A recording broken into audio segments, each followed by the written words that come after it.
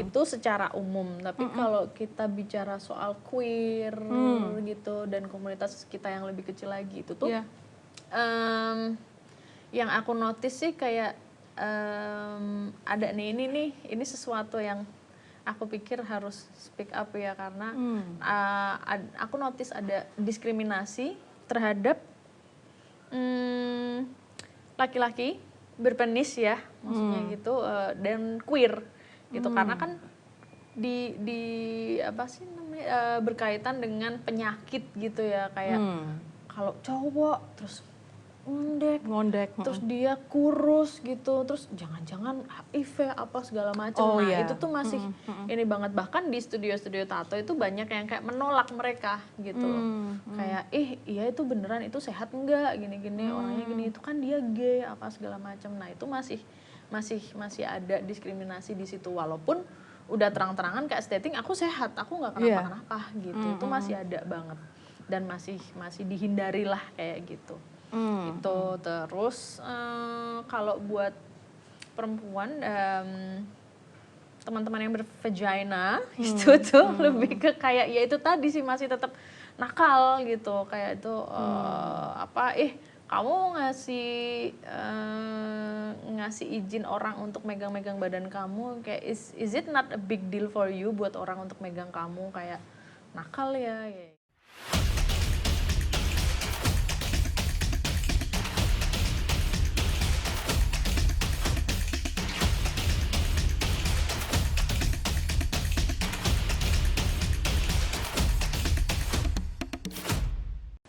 Oke, hai Tabu Mania, makasih ya udah nungguin kami break selama 5 menit gitu. Kita akan coba untuk masuk ke segmen berikutnya. Nanti kalau ada pertanyaan, masih diterima kali ya mungkin sekitar 3 pertanyaan gitu ya. Karena di tangan aku tuh udah kayak ada 6 pertanyaan gitu. Tapi semoga sih semoga Tabu Mania masih bertahan untuk menyimak si segmen terakhir kita nih ya ngomongin soal tato. Nah terakhir nih kita pengen ngomongin tato dan komunitas. Tadi kan di awal Aga juga bilang ya bahwa ngomongin tato itu ngomongin juga sebagai bagian dari komunitas tato sebagai komunitas yang keseluruhan ya bukan cuma individu-individu gitu ya. Nah mungkin mulai dari yang Aga sebagai senimannya dulu nih gitu. Ada nggak sih hal-hal yang masih membuat Aga resah gitu sebagai seorang seniman tato? Misalnya berkaitan dengan kerentanan kerja atau relasi antara seniman dan klien atau apa nih yang mungkin bisa dibagiin? Kalau kerentanan kerja itu ya sebagai tato artis banyak female tato artis itu tuh yang ya masih lah ada assault, ada harassment itu tuh masih ada gitu. Entah mereka sadar atau enggak, mereka mengakui atau enggak karena kan memang tato ini nih didominasi oleh laki-laki ya, cishet men gitu dan bisa kita bilang kalau beberapa kelompok-kelompok tertentu itu kayak tato itu ya untuk gagah-gagahan gitu loh. Jadi kayak di kelompok mereka punya tato tuh ya kayak harus yang sangat maskulin sekali, kuat kayak nunjukin gitu, dominasi malahan iya, ya. dan dengan kelompok-kelompok yang kayak gitu kan mereka lebih ke kayak apa ya? Emotionally unavailable. Ya kan? Kayak lebih ke jangan jadi orang yang cemen, jangan nangis, jangan apa gitu-gitu. Itu kan traits yang apa ya? Aku pikir itu tuh cukup toksik juga sih gitu loh. Jadi kayak nggak bisa nangis, nggak boleh nangis karena kalau bertato itu tuh kita teman-teman tato itu orangnya kuat-kuat kayak gitu. Nah itu satu. Yang kedua itu tuh kayak karena mereka male dominated kayak gitu. Cara bercandanya kan juga mungkin beda ya. Jadi, nah yang aku kesel itu kayak kadang tuh dibalik gitu loh. Ketika kita kayak, aduh jangan gini dong, kok kamu ngomongin badan aku, kok kayak, ih kamu ininya gede apa segala macam ya kayak gitu-gitu loh. Langsung itu ke tubuhnya ya. Langsung ke mengomentari tubuh, bentuk tubuh, ya kayak gitu. Itu tuh ketika kita mengcounter itu, loh kok gitu sih, jangan gitu dong, aku ngerasa kayak dilecehkan ya gitu. Kan aku cuma bercanda, masa bercanda kayak gitu aja gitu loh. Jadi lebih apa ya, kurang ada kayak empati simpati gitulah gitu, karena itu adalah area yang didominasi oleh laki-laki. Itu berarti gitu sesama tato artis? Iya, untuk sesama tato artisnya. Jadi di satu tempat tato itu tuh sebenarnya tuh tato artis itu juga rentan gitu loh. Bukan cuman kliennya aja, karena yang kita tahu secara apa ya, secara kasat mata aja lah itu kan tato artis yang megang. Iya. Ya kan, yang ditato itu klien itu tuh yang dipegang-pegang dalam tanda kutip ya, maksudnya lebih konotasinya aku tuh ke negatif ke kayak gitu. Jadi kayak klien itu akan rentan mendapatkan harassment gitu. Tapi sebenarnya tato artis pun juga ada kemungkinan untuk kena harassment gitu loh. Dan kayak walaupun kita ada persinggungan, ada skinship, jadi nato itu kan kita harus memegang kulit gitu-gitu. Tapi tato artis ya kita kan yang megang gitu. Tapi bukan berarti klien itu tuh bisa megang kita juga gitu loh. Nah itu juga sebenarnya yang aku pikir nggak semua orang itu tuh paham tentang boundaries di situ gitu loh. Dan ditambah lagi ada relasi kuasa. Nah ini udah ngomongin lagi tentang apa ya, klien dengan artis kayak gitu. Kalau tadi kan kayak sesama tato artis, bagaimana teman-teman masih menemui banyak kayak rasa nggak nyaman dan aman gitu di situ. Nah untuk hubungan klien dengan tato artis itu tuh lebih ke yang aku bisa lihat ya kayak relasi kuasa itu tadi, karena klien kan datang, dia ngerasa dia membayar, jadi dia bisa kayak melakukan apapun yang mereka pengen, yang mereka bisa gitu. Mereka pikir dengan membayar itu ya aku bisa bebas ngapain aja kayak gitu, tapi kan enggak begitu juga. Pun juga untuk artisnya, dia juga punya kuasa di situ, karena kamu datang ke tempatku, ini tempatku gitu. Aku mau ngapain kamu ya terserah aku. Nah itu kan juga nggak bener gitu loh. Gitu. Jadi ya itu salah satu keresahannya. Terus apa ya? Ini tadi aku nyatet karena ternyata memang keresahanku tuh banyak sekali. Gitu. Terus hubungannya sama kayak studio dan lingkungan aman dan nyaman untuk berkegiatan, untuk berkarya, berkreasi gitu ya. Itu kan balik lagi ke hubungan antara artis dengan studio dan orang-orang yang terlibat di dalam studio itu gitu. Ternyata aku masih nemuin banyak apa itu yang namanya kayak senioritas junioritas gitulah gitu. Karena belajar tato itu kan kita masih familiar banget dengan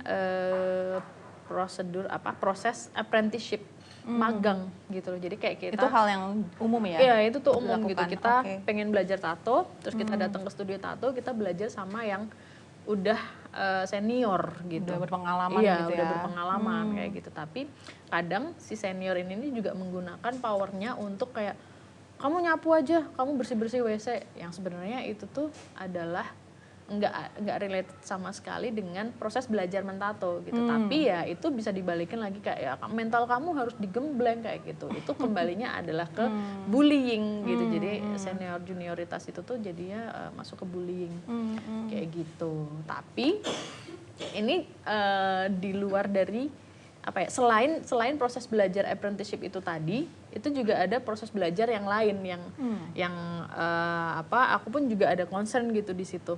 Kayak misalnya kemarin waktu pandemi itu kan banyak orang yang kehilangan pekerjaan, banyak orang yang nggak ada kerjaan, banyak orang yang kerja di rumah gitu. Akhirnya beberapa orang yang bosen itu tuh membeli tato kit, tato supply gitu, yang ya simple lah gitu, dan itu cukup affordable gitu loh.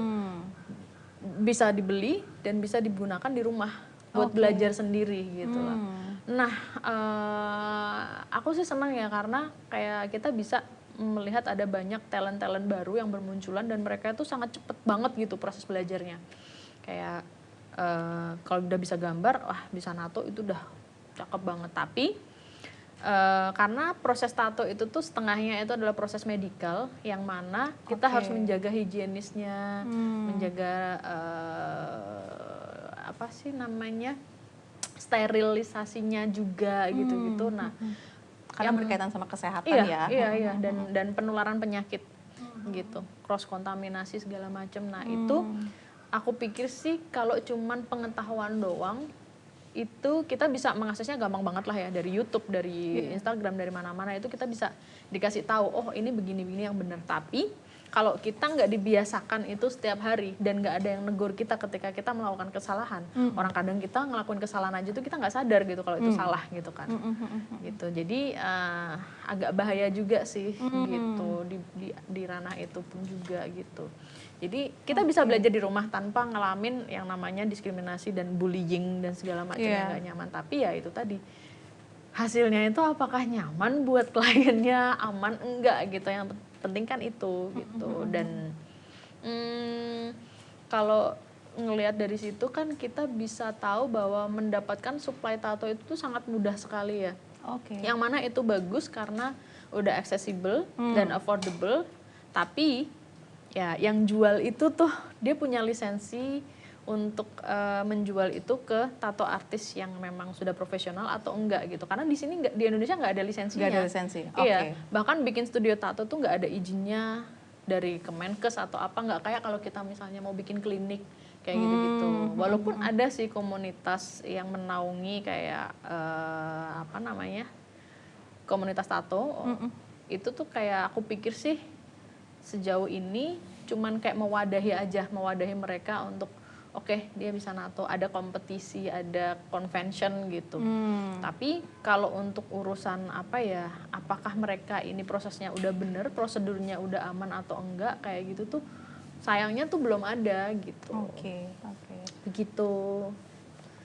Wow, cukup banyak berarti ya keresahannya. Banyak banget. Jadi maksudnya ngomongin dari relasi kuasa gitu ya, yang muncul di antara seniman tatonya sendiri gitu ya, apalagi yang male dominated gitu, yang melihat bahwa maskulin itu disamaratakan dengan berarti aku berhak untuk mendominasi kamu, berhak untuk mensupres kamu gitu. Itu masih kuat juga dan itu bisa jadi normalisasi terhadap pelecehan seksual ya yang terjadi di antara sesama seniman tatonya gitu. Betul. Itu kayaknya satu area yang juga penting dan besar banget ya di komunitas seni gitu ya. Gimana sih komunitas seni menghadapi situasi pelecehan seksual, apalagi yang dinormalisasi atas nama kan ini cuman bercanda aja gitu-gitu ya. Itu satu area sendiri gitu. Dan area yang lain ngomongin soal relasi juga antara si klien sama tatonya juga ya. Tato artisnya. Lalu tuh dan tadi yang ketiga ngomongin tentang gimana sih ngebangun habit yang baik ya, yang benar gitu ya. Karena ngomongin soal kesehatan gitu. Nah, untuk 3 hal ini nih setidaknya kalau misalnya Aga selama ini udah pernah sharing ke siapa nih gitu untuk komunitas tatonya kah, udah sempat ada feedback atau setidaknya obrolan gitu berkaitan dengan ini, atau gimana sih dinamikanya ketika pengen ngomongin keresahan ini gitu? Iya, jadi kalau komunitas sih ya kayaknya nggak ada ya, aku belum ngerasain ada komunitas yang signifikan dan secara apa ya kayak khusus eksklusif untuk ngomongin itu gitu belum ada. Cuman memang kita bikin circle yang kita jadi saling jadi support system satu sama lain gitu loh untuk hal-hal yang kayak gini gitu. Jadi itu kayak beberapa tato artis dari berbagai kota gitu yang kita kenal deket, yang kita biasanya sharing dan punya concern yang sama kayak gini, itu saling support aja di situ.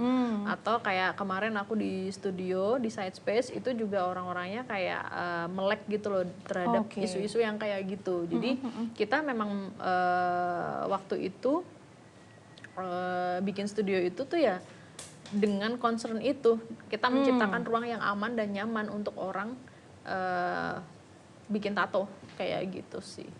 Itu jadi satu, kalau kita punya circle dan kita bikin sesuatu, bikin tempat yang berdasarkan concern itu nyaman banget sih rasanya kayak gitu. Terus kita punya kayak tato artis teman-teman dari luar kota itu juga iya kayak saling apa ya, saling ngeges dari sana ke sini yang kayak gitu-gitu, itu sangat membantu banget sih, walaupun kita nggak bisa bilang itu komunitas gitu ya yang ada diwadahi apa kayak gitu, tapi banyak rasanya.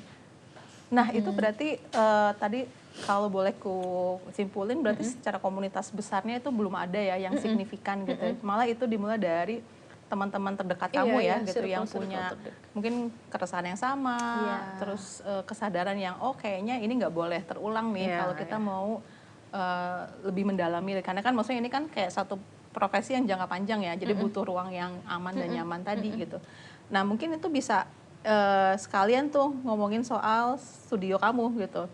Tadi kan kamu bilang ketika misalnya itu agak susah gitu ya, itu diobrolin sama komunitas yang lebih besar, maka kamu mulai dari komunitas yang lebih kecil, dan itu adalah dimulai dari studio kamu gitu. Boleh nggak sih cerita sedikit tentang studio kamu tuh gimana proses terbentuknya, lalu mungkin dinamikanya? Setelah beberapa waktu yang lalu tuh aku memutuskan untuk jalan sendiri ya. Jadi sekarang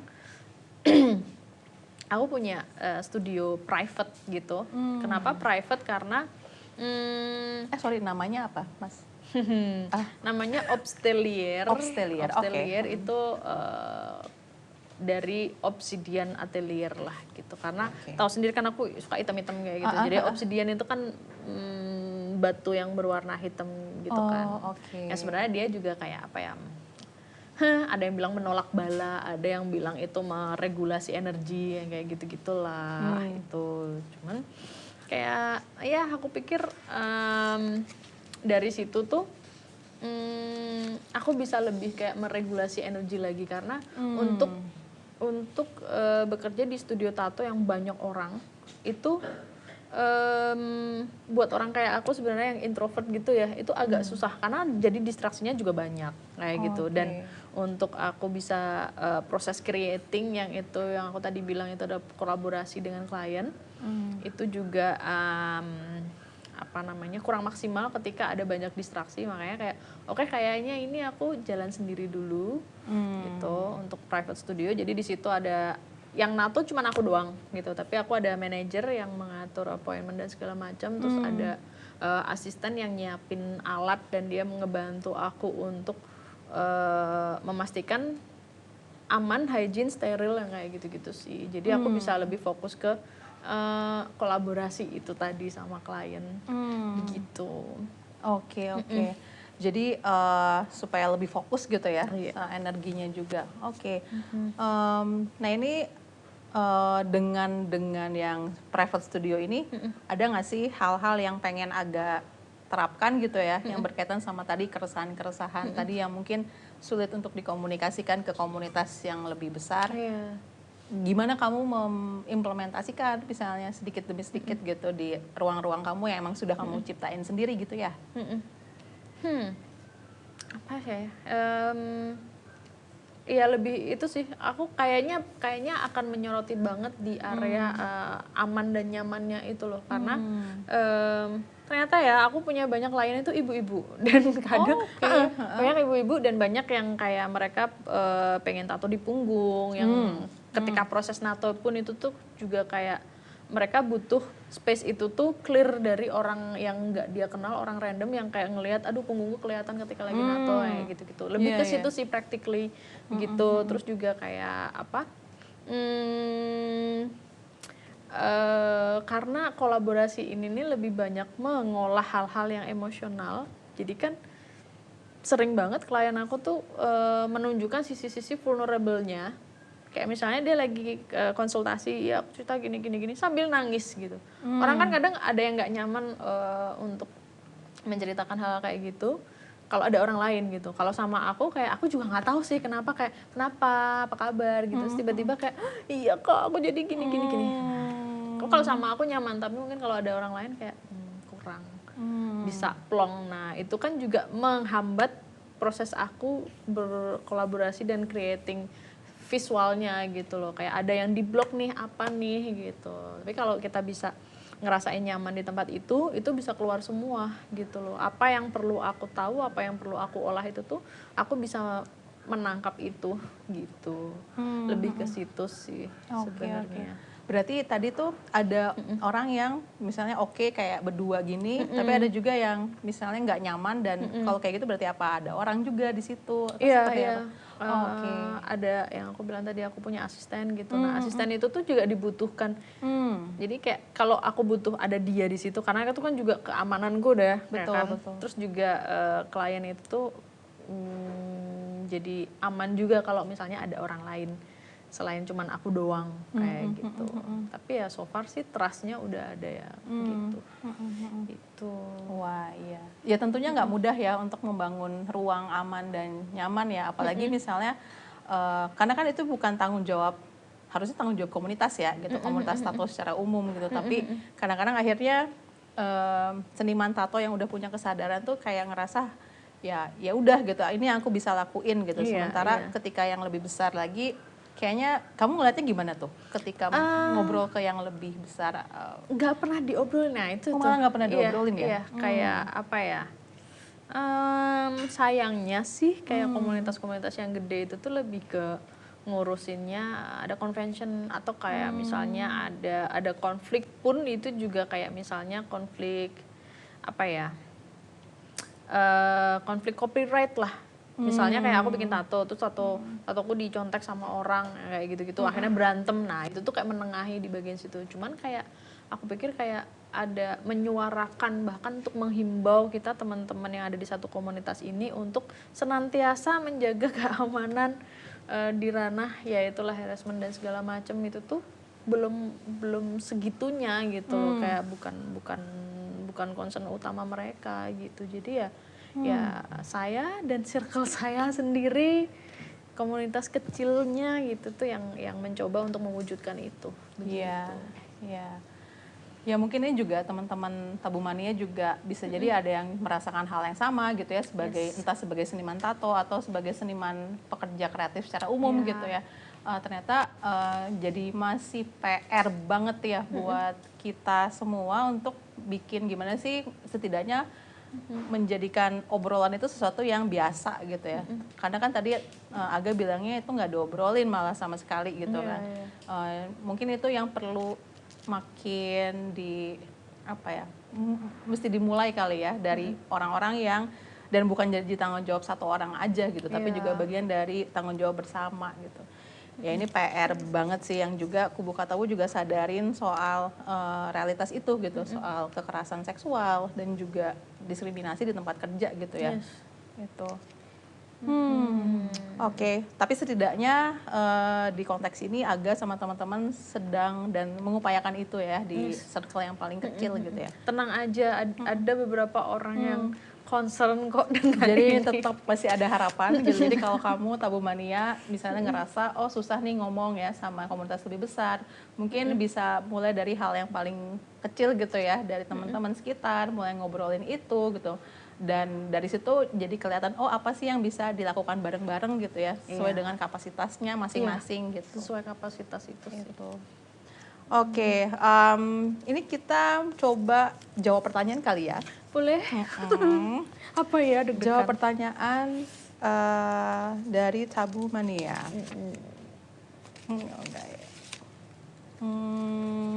Nah ini pertanyaan pertama dari @kluwung.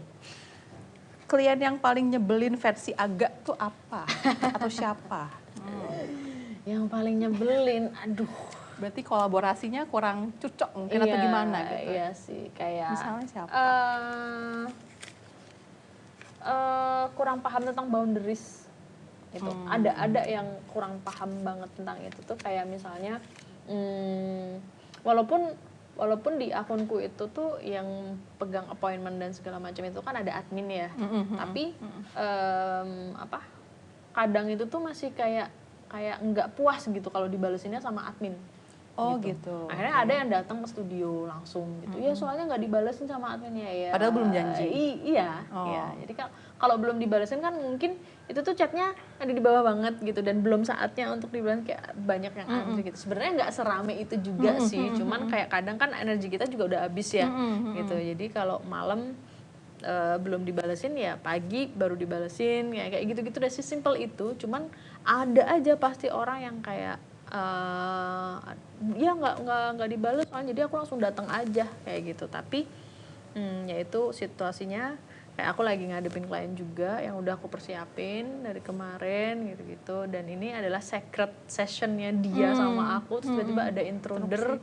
Ya itu kan juga kayak ngeselin. Terus selain itu juga apa ya dia nggak memahami soal ini nih kolaborasi gitu. Kayak instead of ngasih input ya, ini aku mau yang kayak gini dong, ini kayaknya aku nyamannya lebih ke gini deh gini, tapi lebih ke kayak enggak, aku nggak suka, udah gini aja, aku maunya kayak gini, nggak usah diganti-ganti.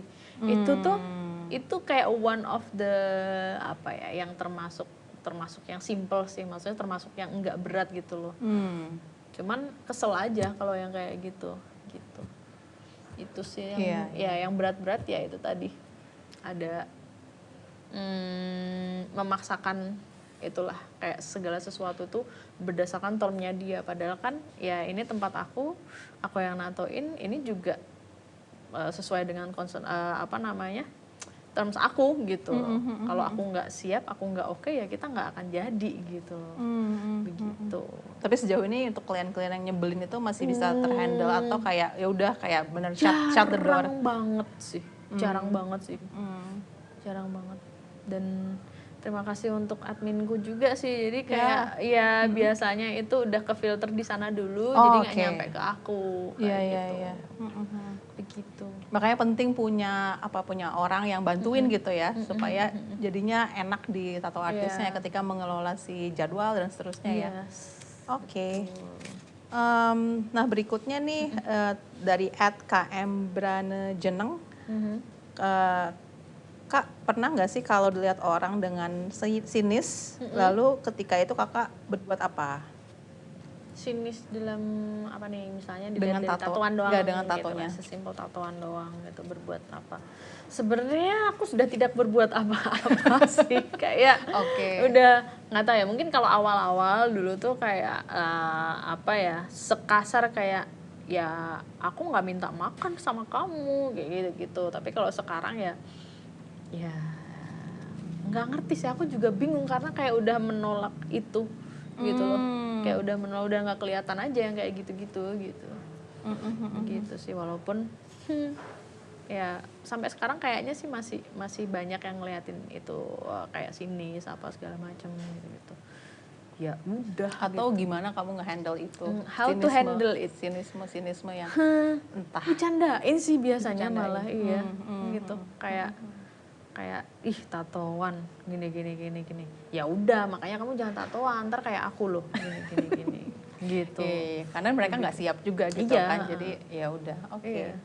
Kadang kalau digituin juga mereka kayak nggak siap dengan jawaban itu, jadi kayak oke, ya udah, melipir gitu malah. Oh, gue pikir dia bakal nyuruh gue tato. Iya. Gitu. Oke. Berikutnya tuh apa nih? Dari @aliyaki_munaki. Wow. Semoga nggak salah sebut ya. Apa gambar tato pertama di tubuh Aga? Ini ada 3 nih pertanyaannya, Bo. Kapan tato pertama tersebut? Ada nggak sih halangan ketika memulai tato pertama? Ini menarik sekali karena konyol sih menurut aku. Jadi aku datang ke tempat temen, terus sini dong main ke bengkel, karena aku anak tato anak teknik mesin ya, jadi aku pikir bengkel itu adalah tahun berapa tuh? Lupa, kayaknya aku umur 22 tahun gitu ya, nggak yang muda-muda banget, bukan yang bocah banget. Terus dia bilang ke bengkel, aku datang ke sana dengan penuh excitement ya, ternyata itu bengkel sulam alis. Jadi dia bilangnya dia bengkel gitu, ternyata itu sulam alis. Terus ya udah, karena itu teman gambar, jadi ya kita gambar sambil ada substansi lucu lah yang masuk ke dalam otak ini. Sampai jam 4 subuh gitu tuh kita masih yang kayak hahaha hihi gitu. Ciu apa sih namanya? Amer. Amer kayak gitu ya, chill aja gitu sambil gambar gitu kan. Terus pagi-pagi tuh itu tuh cobain mesin sulam alis, alat sulam alisnya itu tuh kayak tato, tapi tintanya itu nanti bisa hilang, dia nggak permanen gitu. Oke. Nanti hilang kok 6 bulan. Ya pede lah ya, dicoba dong saya, inilah tato pertama ya. Oh, yang bintang itu. Iya. Oke. Gitu, nggak tahu juga kenapa milih bintang saya. Jadi Kenapa 3, Bu? nggak ngerti Nggak juga. ngerti, oke. Aneh kan? Udah jadi, 6 bulan kemudian kok nggak hilang-hilang. Terus ya sudah dari situ kayaknya baru 2 tahun kemudian aku mulai nato. Jadi ini belum ketika aku nato sih. Jauh banget, belum ada kepikiran nato segala macem gitu. Itu agak konyol, tapi ternyata ya yang aku bilang tadi adalah monumental segala macem. Ini nih aku inget banget waktu itu aku udah mulai punya temen yang ngulik gender dan sexuality gitu-gitu kan. Terus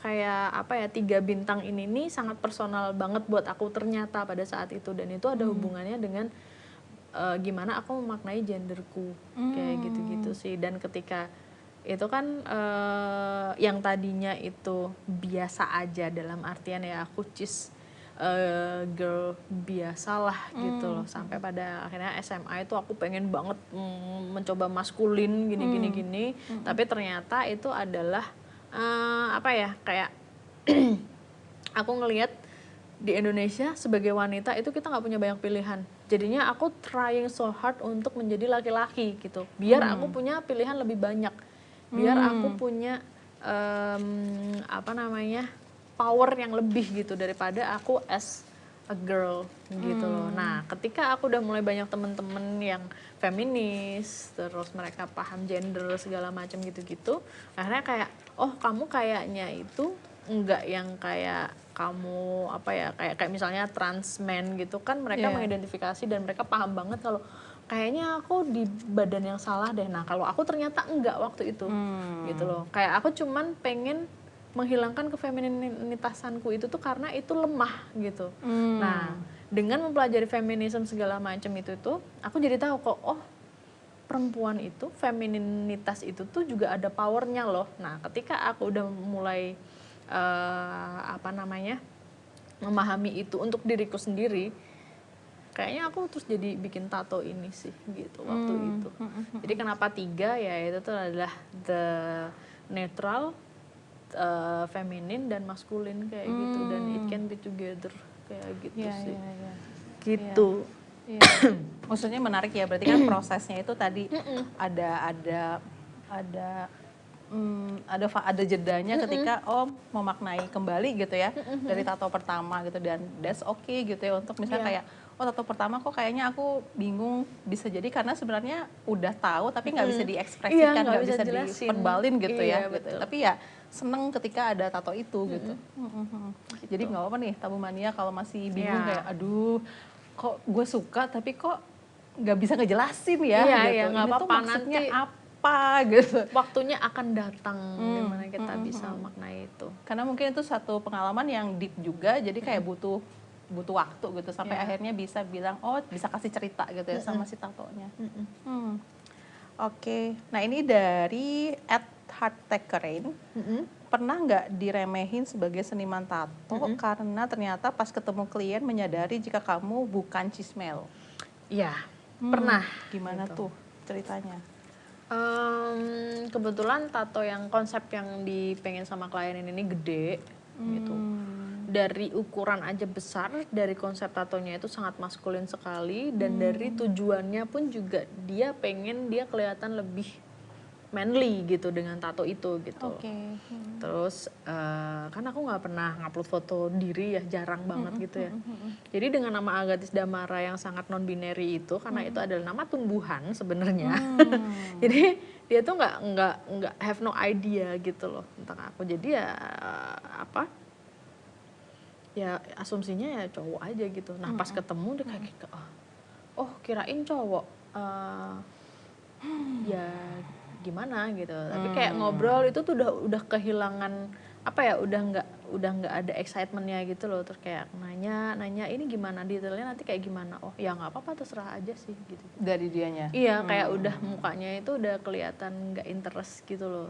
Terus ya udah nanti dikabarin lagi deh Kak gitu. Tapi ya sampai sekarang nggak ngabarin, nggak apa segala macem. Dan apa ya, reaksi dia yang pertama itu kayak oh kirain cowok. Nah itu cukup menjelaskan gitu sih kenapa begitu gitu. Jadi kayaknya masih diidentikan ya kalau tato gede dan full back atau full sleeve gitu-gitu tuh yang ngerjain emang cocoknya cowok gitu. Tapi sebenarnya banyak kok teman-teman cewek yang tato artis, baik cewek maupun yang gender lain gitu ya, itu nggak harus cowok gitu yang bisa ngerjain itu gitu. Gitu.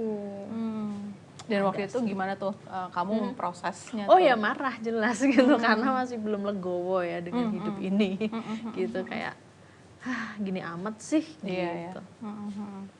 Begitu. But it's okay. Sekarang sih kayak ya udah.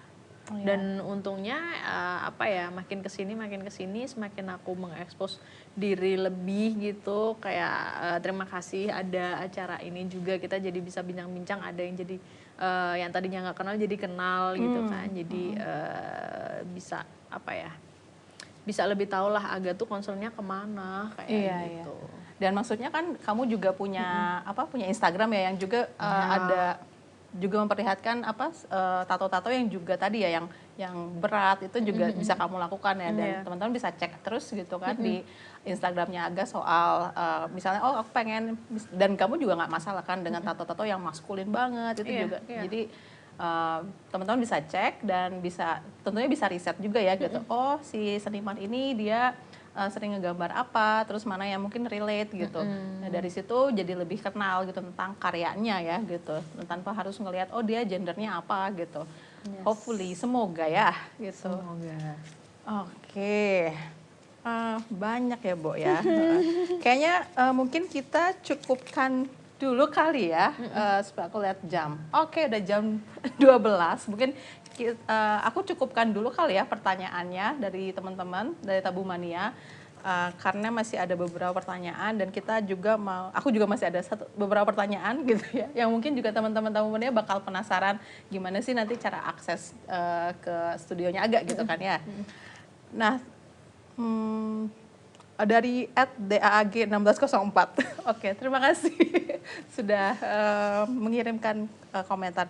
Bintang paling cakep The Non-Binary Pipeline. Mau jadi laki nggak suka jadi perempuan, ternyata hanya ingin bebas dari ikatan binar gender. Dia ngasih gambar bintang. Tadi kan kamu ini nunjukin bintang kamu ya. Iya sih. Gitu. Keren banget Kak Aga, so cool to see someone like me. Oh, jadi mungkin dia juga relate sama pengalaman kamu, Ga. Yes. Terus ada @revani_ps. Tato apa yang paling membekas dalam pembuatannya? Tato di akun nih atau tato di klien? Di sini dia nggak sebutin spesifik sih, jadi mungkin kamu bisa bebas aja kali ya. Yang membekas di klien. Yang tato yang membekas dalam proses pembuatannya mungkin ya. Yang berkesan gitu paling. Yang berkesan banyak sih, karena kayak aku tuh sering tuh ada manajerku kan datang ke sini, mungkin dia bisa mengiyakan kalau aku sering banget kayak abis sesi dengan seseorang gitu ya, dengan satu klien tertentu gitu, itu kayak sampai 1 minggu kemudian itu tuh aku masih yang kayak aduh kasihan ya, aduh kayaknya ini ya, wah itu sangat menarik banget ya ceritanya dia kemarin kayak gitu, tuh masih sampai seminggu kadang aku ngomongin itu. Itu dan itu banyak sebenarnya, tapi kalau bisa dibilang kayak one of the yang menarik sih ini gitu. Oh yang tadi ya, yang parang tadi ya. Yang parang kayak gitu, karena aku ada kedekatan emosional juga sama si kliennya yang berlanjut, maksudnya sampai nongkrong gitu sih sekarang. Oh oke. Kayak gitu. Terus apa ya, ada itu dia datang dari Belanda, datang ke sini. Memang dia pengen ngambil keris, jadi dia pesen keris di Jogja sama di Bali gitu. Terus setelah dia dapat kerisnya itu, dia fotoin, dia kirim ke aku, bisa nggak kamu bikin tato yang ada merepresentasikan tentang keris ini gitu. Dan akhirnya kan aku bikinin itu. Terus ternyata ya dia suka the piece of the tattoo-nya juga, tapi di luar dari itu tuh kita akhirnya jadi ngobrol banget gitu loh. Sampai sekarang tuh aku bisa bilang aku mengadopsi dia untuk jadi bapakku. Aku yang adopsi dia gitu. Oke. Ya kita sampai 1 tahun kemudian ketemu Wow. lagi, terus masih ngobrol-ngobrol, dan setiap kali ngobrol itu tuh kayak selalu ada apa ya, itu tuh perjalanan spiritual gitu loh buat kami berdua gitu. Karena ternyata punya spirituality yang sama gitu. Padahal dia jauh banget, dia di sana dan di sini, dan aku kejawen dan dia bule banget gitu. Tapi ketika ketemu ya kayak wow, this is something ya yang kita bisa celebrate bareng gitu-gitu. Berarti kalau aku nangkep kayaknya ada yang berkaitan sama keris, parang gitu. Iya, Jadi kayak pola-pola tradisi Jawa gitu ya kayaknya kejawen banget kayak makin Oke. kesini makin ditarik ke situ, ke area kejawen gitu. Karena ya sampai aku kayak mulai ngulik batik-batikan kayak gitu, dan aku pikir itu adalah sesuatu yang aku punya, orang tuaku punya, ancestorku punya, dan harus ya dilestarikan ya, tapi kayak harus bener-bener kita paham itu tuh punya kita gitu loh, dan kita bisa kenalin ke luar sebagai identitas kita kayak gitu. Jadi kalau nanti aku punya umur panjang dan punya kesempatan, aku akan membawa itu kemana-mana gitu. Oke, menarik ya. Gitu sebagai tato. Iya. Jadi malah itu ketika ngomongin soal kesan yang berkesan itu adalah ketika dikaitkan dengan tadi seni gambarnya dikaitkan dengan gimana kamu memaknainya secara spiritualitas dan juga ngomongin soal keterkaitan sama ancestor ya gitu. Iya sih, karena kan kita tuh sering ini ya dicerabut dari si ancestral needs-nya itu gitu. Jadi ya itu mungkin yang jadi bikin deep ya. Oke. Nah, mungkin untuk penutup nih gitu ya. Karena udah juga mau selesai ya, udah lewat kali ya gitu jam bincang tabunya. Mungkin gimana sih kalau teman-teman pengen mengakses jasanya Aga, pengen bikin tato gitu, gimana caranya? Bisa buka di Instagram ya, karena itu yang utama itu aku promotnya di Instagram. Itu juga tempat portfolioku ada di situ. Almost semua portfolionya yang tato yang pernah aku kerjain itu aku upload di situ. Itu ada di Agathis Damara, AGATHISDAMMARA gitu. Itu Agathis Damara, atau bisa juga di websitenya agathisdamara.com. Oke. Gitu. Sebenarnya kalau udah di Instagram itu sih infonya udah di situ, kayak udah ada nomor untuk yang bisa dihubungi untuk bikin appointment juga, terus kayak portfolio kita bisa lihat apa yang pernah aku kerjain, yang misalnya teman-teman pengen tahu gitu, agak bisa apa aja sih gitu. Gitu. Jadi bisa lewat telepon, bisa DM juga? Bisa DM. Oke. Ada Instagram, ada WhatsApp juga. Oke. Oke, jadi buat teman-teman yang ingin, wah aku kayaknya penasaran ya, pengen tanya-tanya dulu gitu ya, atau pengen konsultasi dulu nih sebelum mengeksekusi si tato pertama aku gitu ya. Itu juga bisa banget ya untuk teman-teman Tabu Mania, cek langsung ke Instagramnya Aga gitu lewat telepon dan seterusnya, atau juga bisa langsung bikin janji ketika udah tahu lebih banyak gitu, aku udah yakin gitu mau bikin tato apa. Oke, nah untuk terakhir nih, ada nggak sih pesan-pesan yang mau disampaikan dari Aga ke Tabu Mania? Pesan-pesan, rebutlah otoritas tubuhmu sendiri, itu satu. Jadi kayak jangan dengerin orang bilang tentang apapun yang kayak misalnya jangan ini, jangan itu, badan kamu jangan digini, jangan itu. Nggak, kalau kamu ngerasa itu tuh itu yang kamu butuhkan, itu yang baik buat dirimu, atau itu nggak merugikan untukmu, ya nggak apa-apa gitu. Itu yang kedua, ekspresikan aja gitu. Terus apa ya, pesannya aku bisa minta tolong juga nggak ke teman-teman untuk kayak bantu apa ya, mewujudkan apa ya, space yang aman dan nyaman gitu untuk kita, komunitas kita gitu, dalam apa, mengekspresikan diri kayak gitu. Jadi itu mulai dari kita sendiri untuk nggak mendiskriminasi teman-teman yang lain yang entah dari berdasarkan gender atau berdasarkan apa yang kita omongin tadi, tato kayak gitu-gitu. Jadi saling apa ya, menjadi support system untuk satu sama lain gitu aja sih. Kayaknya itu ya. Iya. Makasih banyak ya Aga Thank ya you. untuk pesan-pesannya, dan semoga sih Kubu Katabu juga bisa menjadi bagian kali ya dari support system untuk ngebangun ruang yang aman dan nyaman gitu dari kekerasan dan pelecehan seksual gitu. Terima kasih buat Tabu Mania yang udah nonton dari jam 10. Semoga nanti nanti Tabu Mania juga bisa ngecek si Instagram live si Bincang Tabu ini lewat channelnya YouTube Kubu Katabu gitu. Jadi teman-teman yang belum bisa nonton nanti bisa cek siaran ulangnya ya gitu. Begitu aja dulu dari aku. Terima kasih ya untuk partisipasinya Tabu Mania, dan juga terima kasih untuk Aga yang sudah menyediakan waktu di sini.